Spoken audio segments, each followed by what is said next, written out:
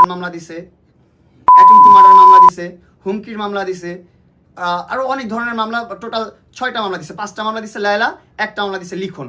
এখন আমার ওয়াইফকে ব্যবহার করে লায়লা দেখেন আপনার এসে তার নাকি ঈদ লাগছে, তাই সেই মানুষকে ঈদ মোবারক জানাচ্ছে।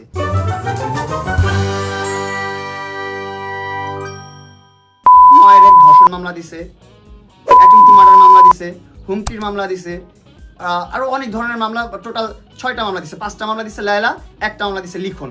টোটাল 6টা মামলা আমার বিরুদ্ধে চলতেছে। সবশেষে এগুলো সবকিছু কাটায় আমি জেল খেটে এসে দুধ দিয়ে গোসল করে আমার মতো করে আমি কন্টেন্ট শুরু করলাম, আমার মতন আমি কাজ শুরু করলাম। পান নাই, নেশাখোর। এটা প্রমাণ কোথায় পেয়েছেন? ভিডিও দেখাইছো। এই ভিডিওটা কিভাবে আসছে এটা প্রশ্নটা আপনাদের কাছে থাকতে পারে, স্বাভাবিক না? অ্যান্ড আমি আপনাদের সবাইকে বলছি যে আমার ধারা কোন ধরনের কন্ট্রোভার্সি আপনারা সোশ্যাল মিডিয়াতে দেখবেন না। আমি সবার কাছে আবারও হাত জোর করে মাফ চাচ্ছি যে আমার কারণে আবারও আপনাদের কন্ট্রোভার্সি দেখতে হচ্ছে। আমি আমার ব্যক্তিগত জীবন নিয়ে কথা বলতে চাই নাই সোশ্যাল মিডিয়াতে এসে। এই এখন যেটা বলতেছি এখন বাধ্য হয়ে বলতেছি। এখন না বললে দেখা যাচ্ছে আমার দেয়ালে পিঠ থেকে গেছে, কিছু করার নাই। এত পরিমাণ এলিগেশনস আমার নামে এসে গেছে। মানে এটা হচ্ছে থাকে না মানুষের নামে বদনাম থাকে, সেটার এখন প্লাস পয়েন্টে লাগানো, কাজে লাগানো। এখন সুযোগ নিচ্ছে, সুযোগে সদ্ব্যবহার করতেছে। হাতি গর্তায় পড়লে চামচিকাও লাথি মারে, এটা স্বাভাবিক বিষয়। এখন আমার ওয়াইফকে ব্যবহার করে লায়লা দেখেন আপনার এসে তার নাকি ঈদ লাগছে, তাই সেই মানুষকে ঈদ মোবারক জানাচ্ছে। কেন সে মানুষকে ঈদ মোবারক জানাবে? তার এখনো আমার লাইফ নিয়ে বোদার। তার সাথে আমার সম্পর্ক বিচ্ছেদ 2 বছর 3 বছর হয়ে গেছে। লায়লার সাথে আমার কোনো সম্পর্ক নাই, 2-3 বছর হয়ে গেছে। হ্যাঁ, তো এখনো তার আমারে নিয়ে পড়ে থাকতে হবে। তার সাথে তার খাস চামচা এই লিখন, এই বেটায় আমার ওয়াইফের বাসায় যায় থাকে, আমার ওয়াইফের সাথে পড়ে থাকে, কন্টিনিউয়াসলি থাকে। তারা ব্রেন ওয়াশ করতেছে, দেখবেন কানে কানে শিখাই দিতেছে কি কি বলতে হবে ইন্টারভিউতে, সেগুলো আমার ওয়াইফ বলতেছে আমার বিরুদ্ধে। সো এটার পুরোটা একটা ষড়যন্ত্র আমাকে ধ্বংস করার। তো আমার তো আর পৃথিবীর কেউ ধ্বংস করতে পারবে না। আমি যাকে ভালোবাসি, যে আমার অর্ধাঙ্গিনী, যাকে আমি ভালোবাসি, যে আমার লাইফের একটা পার্ট, আমার বুকের পাঁজরের বাঁ পাশের হাড়টা দিয়ে তাকে তৈরি করা হয়েছে আমি মনে করি, সেজন্য সে আমার ওয়াইফ হয়েছে। কেউ চাইলেই কাউকে বিয়ে করতে পারে না। জন্ম মৃত্যু বিয়ে, 3টা জিনিস আল্লাহর হাতে। তো তার সাথে আমার প্রথম বিয়ে হয়েছে, সে আমার প্রথম ওয়াইফ। তার সাথে আমি সুন্দর সংসার করতে চাইছি। হ্যাঁ, বনিবারটা হয় নাই, মারামারি হচ্ছে, ঝগড়াঝাটি হচ্ছে, মিলতেছে না। সংসার না হলে ওর মতো থাকবে, আমি আমার মতো থাকবো। এখনো স্টিল ও আমার ওয়াইফ, ওর সাথে আমার ডিভোর্স হয় নাই। আমরা সেপারেশনে গেছি আপনার 18 তারিখ সেপারেশনে যাওয়ার পর ওর ফ্যামিলি নিয়ে আমার ফ্যামিলির কাছে গেছে।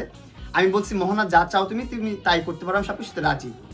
আমি ডিনাই করতেছি না। তুমি যদি আমার সাথে থাকতে চাও আমি তোমার সাথে থাকতে রাজি, তুমি যদি চলে যেতে চাও আমি তোমাকে বাধা দেবো না, বা আমি তোমাকে ক্ষতিগ্রস্ত করবো না কোনোভাবে।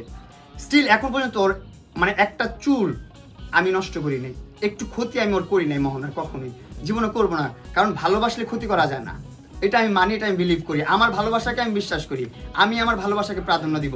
কেউ আমাকে আমার ভালোবাসার প্রাধান্য দেখ আর না দেখ, আমি মোহনাকে ভালোবাসি। আমি ওকে নিয়ে কখনো খারাপ কথা বলবো না, বাজে কথা বলবো না। এখনো বলতেছি, যা করতেছে ওর ব্রেন ওয়াশ করে করানো হচ্ছে। লাস্ট টাইম আপনার ওর সেপারেশন বললাম তো, সেপারেশন 18 তারিখ হওয়ার পর 2 তারিখ আপনাদেরকে নিয়ে প্রেস কনফারেন্স করছে, করে যা তা বললো আমি প্রতারক, আমি মেয়েবাজ, আমি টাকা পয়সা খেয়ে ফেলছি, তারপর আমি মারধর করি, আমি নেশাখোর, সব ধরনের এলিগেশনস আমার বিরুদ্ধে। আমার সাইডে কিন্তু আমার পরে কিন্তু কোনো ধরনের কথা ওর নাই। কিন্তু আমি বলতে চাই মোহনা অনেক ভালো একটা মেয়ে, অনেক এডুকেটেড একটা মেয়ে। আমি ওর ভালোবেসেই বিয়ে করছি, ওর মধ্যে ওই গুণটা আমি দেখতে পারছি দেখেই আমি ওরে বিয়ে করছি। ওর লাইফের প্রিভিয়াস অনেক কিছু করে আসছে, ওইগুলো নিয়ে কথা বলতে চাই না। ওর প্রিভিয়াস দেখা যায় না, বুঝাই আমি ওরে বিয়ে করছি, ওর সব কিছু জেনেই কিন্তু আমি বিয়ে করছি। এইগুলো নিয়ে আমি কথা বলতে চাই না। কিন্তু কন্টিনিউয়াসলি মোহনা হচ্ছে যে আমার পাস্ট নিয়ে কথা বলতেছে, এবং ও যত প্রকার এলিগেশনস দিচ্ছে, কোনো এলিগেশনসের আপনারা এখন পর্যন্ত একটা প্রমাণ পাইছেন? আপনাদের কাছে একটা প্রশ্ন, কি মাঝখান থেকে যে কোনো একজন বলেন হ্যাঁ বা না, কেউ একটা প্রমাণ পাইছেন? সবগুলো এলিগেশনসের মেয়েবাজি বলছে, একটা এলিগেশন পাইছেন আপনারা? পান নাই। টাকা প্রতারণা করে টাকা খাইছে, এটার কোনো এলিগেশন পাইছেন আপনারা? প্রমাণ পাইছেন কোনো? এই যে আমার সাথে সেপারেশন হলো 18 তারিখ, সেপারেশন হওয়ার 10-15 দিন পর সাডেন ওর আমি কিন্তু কন্টিনিউয়াসলি প্রতিদিন ওর বাসা নিচে দাঁড়ায় থাকি, প্রতিদিন ওরা আমি মানাইতে চাই, প্রতিদিন ওরা আমি বুঝাইতে চাই যে আমি তোমাকে ভালোবাসি, আমি তোমার সাথে থাকতে চাই, প্রতিদিন ওরা বুঝাইতে চাই। এখন ঘুমন্ত মানুষকে জাগানো যায়, যে ঘুমের ভান ধরে থাকে তারা তো জাগাইতে পারবো না আমি কখনোই।